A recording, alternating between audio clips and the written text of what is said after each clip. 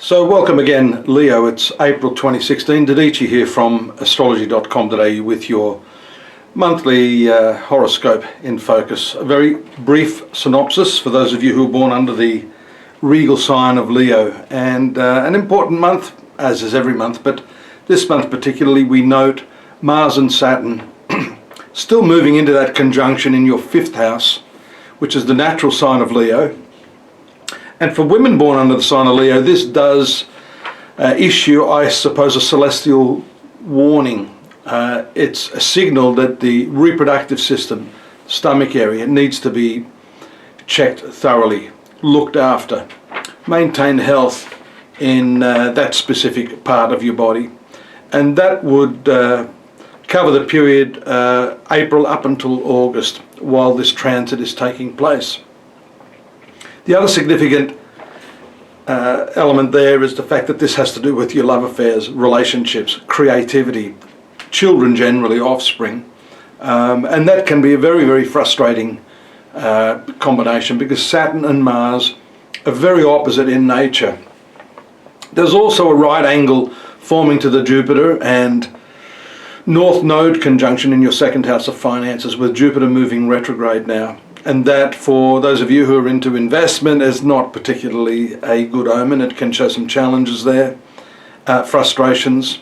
You know, these two diametrically opposed energies, the Jupiter and the Mars, in this conjunction and square to Saturn, can show that you may have quite a bit of indecisiveness or an inability to act upon not just your investment instincts, but your creative instincts as well.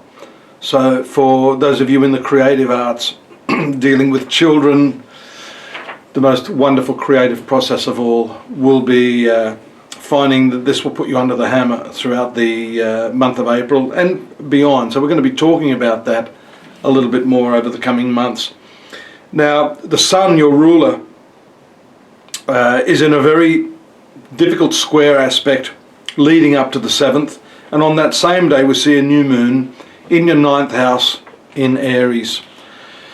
Uranus, Mercury, and then on the 6th as well, we see the transit of Venus into this area. So we have a stacked 9th house for those of you under Leo.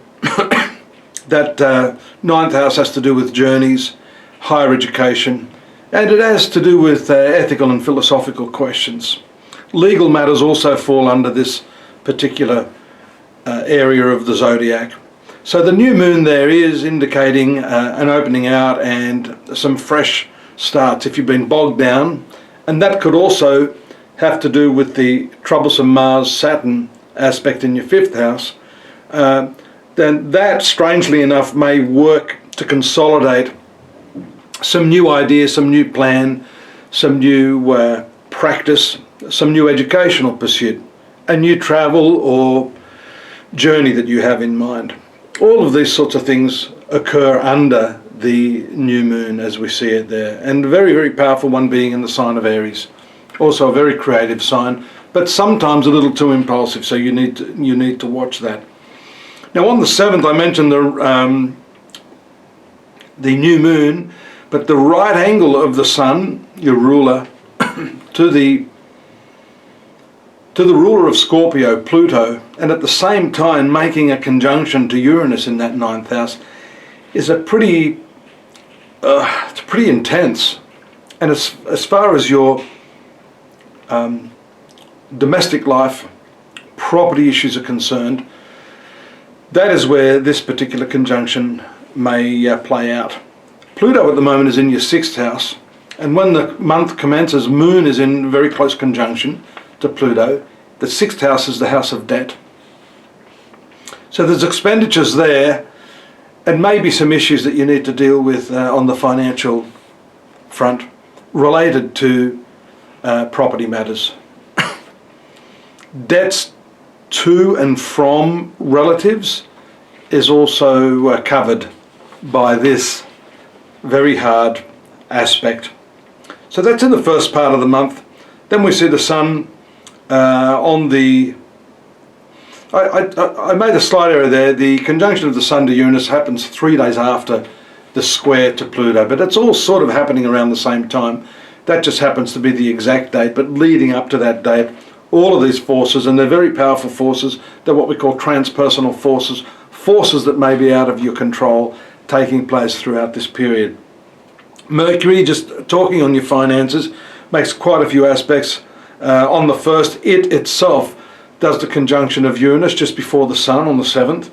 Then we see its movement to the sign of Taurus, your 10th house. So that's a good omen. That indicates a tie-in with your finances and your professional activities, communications about this, and definitely an opportune time for you to make your needs known to your employer. Later in the month, in fact, on the 29th, there's a retrogression of Mercury, so you're better to do all of that stuff earlier in the month rather than postponing it. Because as soon as Mercury goes retrograde, you know the old saying, things can and do go wrong under that particular aspect. Not that you don't have other planets right now that are retrograde, such as Jupiter in the finance house, Saturn, as we've mentioned, in your speculative house and creative house, retrograde. So there are a few planets there that are already doing that, and that does seem to consolidate and confirm some of those other retrogradations that are there in your horoscope right now. Let's have a look at this. There's Venus, the career planet. It seems to be a lot tied in with your money this month and your professional life. On the 6th, Venus moves to Aries. That again is your travel and higher educational sphere. Some of you may opt to take on some new studies at this time. That's on the 6th. Then on the 13th, there's a lovely trine aspect to Mars.